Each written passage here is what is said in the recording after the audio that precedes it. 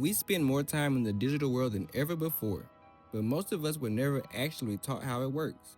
When AI first started appearing in everyday life, it arrived fast, faster than schools could adapt. So many people had to figure it out on their own, just opening the chatbot, typing a question, and seeing what came back. No manual, no instruction, just trial and error. But understanding AI isn't just about using it. It's about understanding what's happening behind the screen, how it responds, why it responds the way it does, and what it might be leaving out. That's why we explored a simple but important idea. AI should be a part of education, not just as a tool, but as something we learn to question, analyze, and use ethically in daily life. Because not everything it produces should be accepted at face value. We also talked about the future, about how today's students are imagining careers that blend completely different worlds: medicine and AI, education and automation, creativity and code.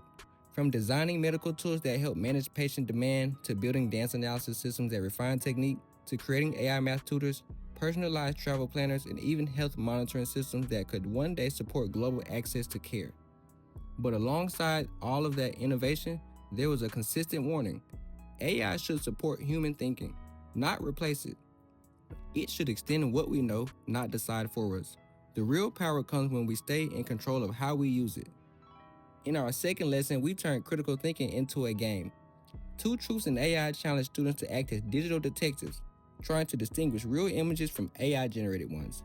At first glance, everything looked convincing, but the deeper you looked, the more clues appeared. Strange text, subtle visual errors, and details that did not quite belong.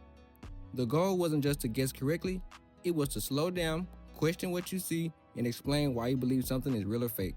Because in a world filled with AI-generated media, the skill isn't just recognition, it's verification.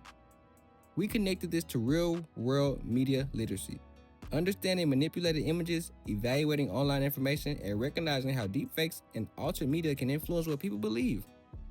Then we stepped into something more complex. A story-driven investigation where a teenager named Jake becomes lost in a distorted reality shaped by AI interaction. Two investigators, one focused on human impact and the other driven by data, can only trace the surface of what happened. The deeper question is left to us. How do AI systems influence vulnerable users? When do they inform, and when do they mislead? Students analyze engagement-driven design, identify manipulation tactics, and explore how AI optimization can unintentionally harm users. They also practice something essential for the future: evaluating AI outputs critically, recognizing when to accept, revise, or reject them, and thinking carefully about how AI is described, without giving it human intentions it does not have. Across all 6 sessions, one idea stayed consistent: AI is powerful, but it is not neutral in its impact. And understanding it isn't just a technical skill, it's a literacy skill, a thinking skill, and a life skill.